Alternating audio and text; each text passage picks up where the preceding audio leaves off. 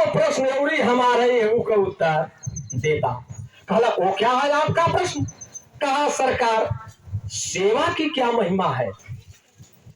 कहा जानना चाहते हो? कहा हाँ सरकार जानना चाहता हूं, करके दिखा दो, कह के सुना दो। अरे सरकार करके दिखा दीजिए। महात्मा जी ने कहा देखो जो पहाड़ी दिखाई दे रही है, पहाड़ी के एकदम उत्तरी छोर पर जो आम का बगीचा बगीचा दिखाई दे रहा है, उस आम के बगीचे की एकदम उत्तरी छोर पर जो आम का पेड़ होगा वहीं चले जाना और कहीं छुप करके बैठ जाना, तुम्हारे तीसरे प्रश्न का उत्तर मिल जाएगा।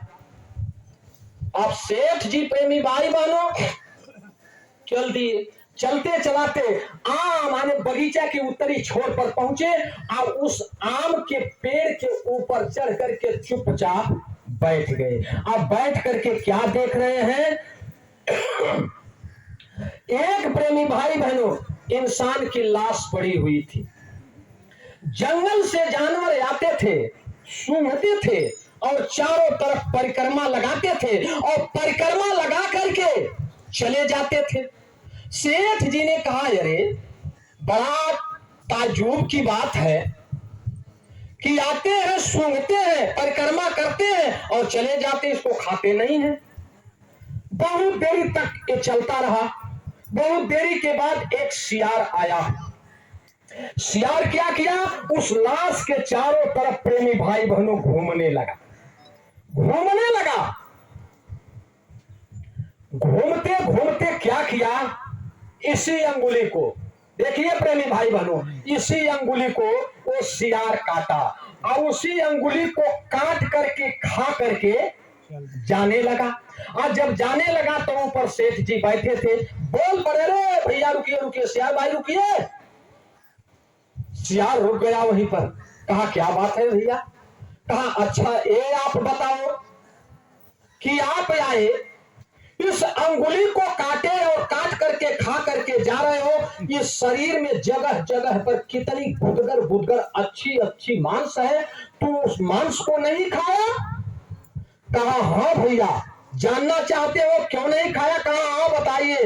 तब सियार ने कहा भैया ये बहुत बड़ा पापी आदमी है, जिंदगी भर पाप किया है, शुभ कर्म कोई नहीं किया। एक शुभ कर्म किया है जिंदगी में, एक सेवा किया है, एक सेवा।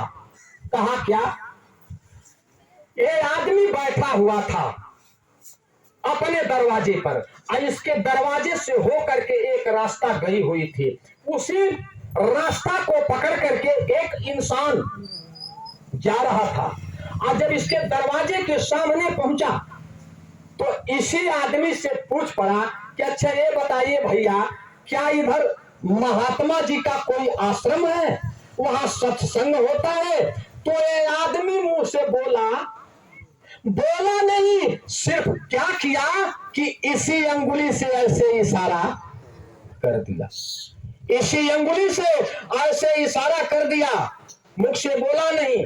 वो आदमी उस रास्ता को पकड़ करके सत्संग में पहुंच गया, इसलिए इसकी ये अंगुली पवित्र है, इसलिए इसको काट करके खा करके मैं जा रहा हूं। कहा सेवा की इतनी बड़ी महिमा, सेवा की इतनी बड़ी महिमा।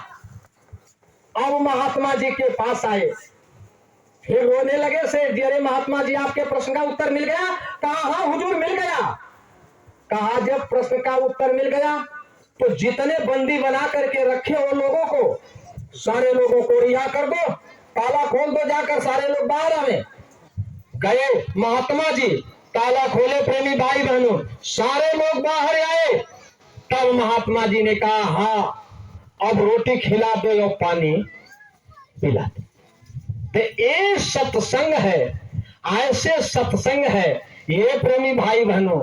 इस सत्संग को आप साधारण मत समझिएगा, ये महात्माओं का। और की बातों क्या कहें हम, जितने आप